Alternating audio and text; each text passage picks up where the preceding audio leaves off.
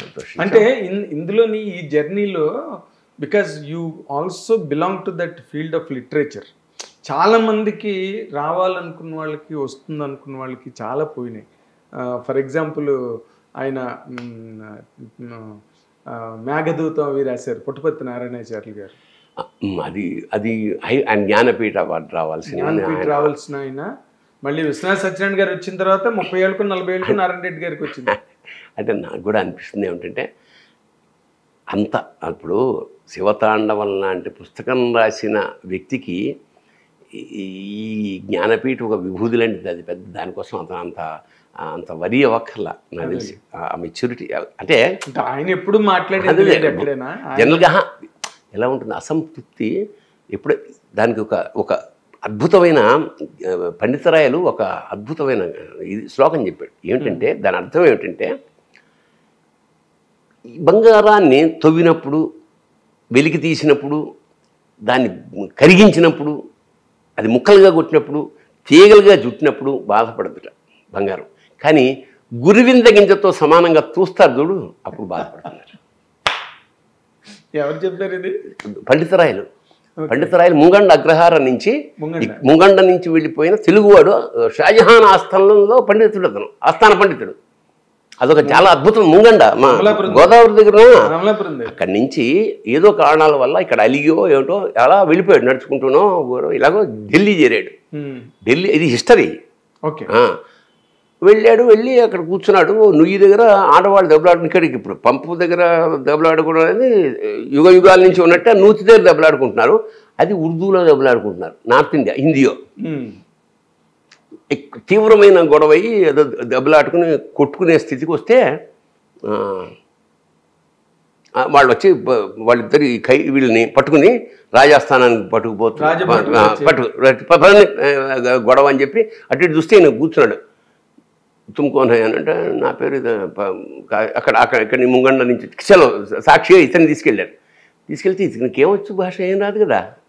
ఏమైంది అసలు గొడవ ఏమిటైందంటే ఇతని మెమరీకి కింద పడిపోయాడు షాజహాన్. ఏమిటంటే వాళ్ళు ఏం మాట్లాడుకున్నారో నేను కంటెంట్ నాకు తెలియదు కానీ వాళ్ళు అప్పుడు అనుకున్న మాటలు పావు గంట సేపు ఏమన్నగారు ఆ ముక్క అన్నీ నేను చెప్పగలనని ఈ repeated what the conversation in the Hindi అన్నమాట. హిందీయో ఉర్దూవా సందర్భాన్ని వాడు షాక్ అయ్యి అమ్మ ఇంతటి ప్రతిభావంతుడు ఏకసంతగ్రహి అంటే ఇదనమాట. పావు గంటలు చెప్పేట అందుకని అక్కడనే ఆయన్ని శిక్ష సెకండరీ అయిపోయింది. ఇప్పుడు వీడి ప్రతిభ ముందు అంచేత ఇతన్ని ఆస్థాన కవిగా అట్లాంటి ప్రతిభావంతులు అంచేత అతను చెప్పాడు. అలాగా నారాయణాచార్యులకు రాకపోవడం ఏదైనా ఒకవేళ ఉంటే గనక అది బంగారం బాధపడినట్టు బాధపడి ఉంటాడు అంతే. పాప ఆయన బాధపడింది ఎప్పుడు లేదు. ఎందుకంటే వాళ్ళు they belong to that generation. అవును, వాళ్ళకి వచ్చిన రాపోయినా పెద్ద పరకేం పట్టించుకునే ఇది కాదు. అది మనకు ఆ యోగం లేకపోవడం, వాళ్ళకి సత్క్రమం ఆ యోగం అవార్డుకి యోగం లేకపోవడం. జ్ఞానపీఠ ఆయనకి వచ్చింటే నిజంగా చాలా గర్వంగాను గౌరవంగాను జ్ఞానపీఠానికి ఒక వెలుగు వచ్చి ఉండేది. బట్ ఈ అంచేత నేనేమిటంటే నేను ముక్షుని, నాకు అవార్డులు అంటే ఇష్టం లేదు, కిరీట అని నేను అన్న కానీ రానందుకు అంత బెంగ ఇప్పుడు పడలేదు నేను. ఎందుకంటే ఈ రోజు అవార్డులు రోజు ప్రైజులు రావడం అనేది ఒక కాంపిటేటివ్ నాటకాల్లో దాదాపు 30-40 ఏళ్ళ నుంచి అది అలా థ్రిల్ ఏమి అనిపించలేదు. అందువల్ల నేను ఎక్కువ బాధపడలేదు అంటున్నాను. ఎగ్జాక్ట్లీ ఇన్ జనరల్గా నీ నాటకాల స్టేజ్ నుంచి తీసుకుంటే ఈ రోజు వరకు కూడా డిఫరెంట్ స్టేజెస్లో different shades of celebrations, different shades of recognition నీకు నువ్వే కట్టబెట్టుకుంటూ వస్తున్నావు. ఎవ్వరూ నీకేం డాక్టరేట్లు ఇవ్వకల్లా రియల్లీ స్పీకింగ్. ఎందుకంటే నీ అంతటి నువ్వు నాటక రచయిత అయ్యావు, నాటక దర్శకుడు అయ్యావు, సినిమా యాక్టర్ అయ్యావు, అన్నీ అయ్యావు.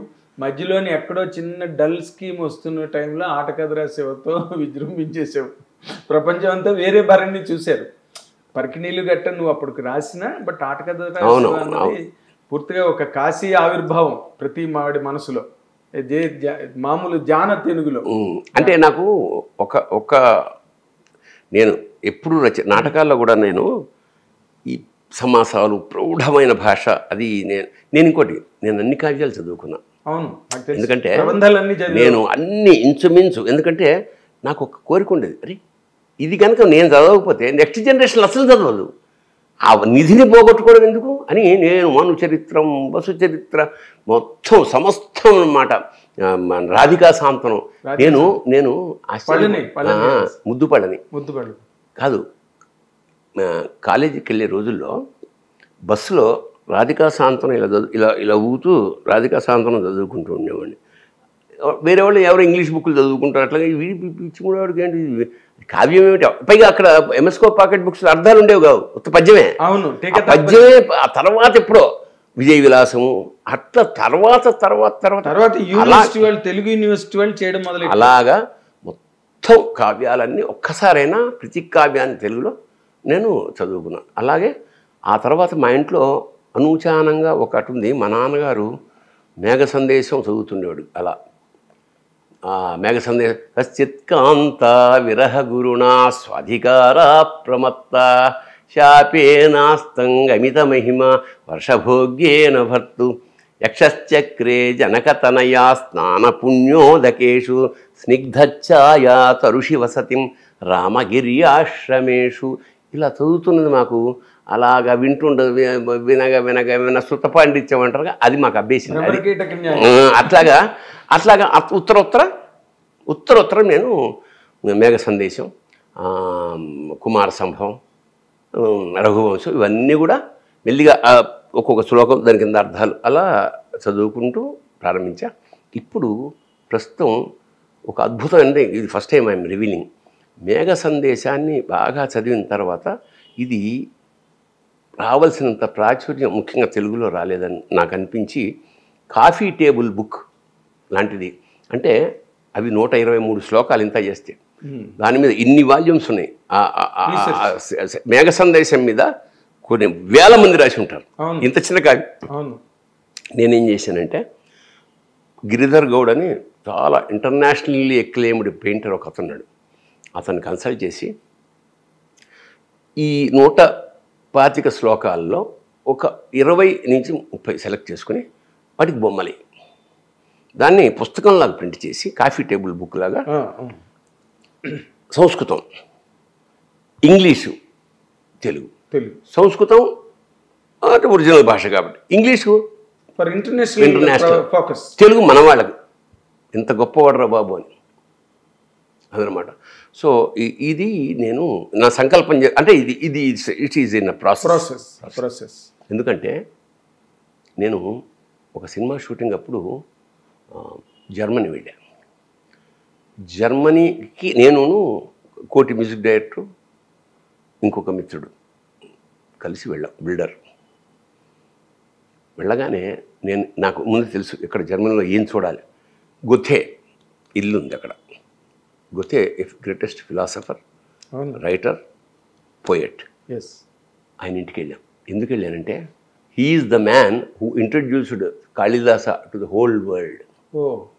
శాకుంతలం అతను చదువుతూ శాకుంతలం ట్రాన్స్లేటెడ్ వర్షన్ చదివి ఇక్కడి నుంచి చరిత్ర మర్చిపోని విషయం ఒకసారి చదివి, రెండోసారి చదివి, మూడోసారి బిగ్గరగా చదివి కళ్ళ నీళ్లతో రోడ్డు మీదకి పరిగెత్తి ఈ literally dance on the roads of Germany, Munich, అక్కడ డ్యాన్స్ చేసి అసలు పొయిట్రీ ఇలా పొయిట్రీ రాయచ్చా, ఇలా రాయగలమా అని ఓ శకుంతల అనే హెడ్డింగ్ తోటి ఇంత పొద్దు పొయిట్రీ రాశాడు అతను జర్మనీలో.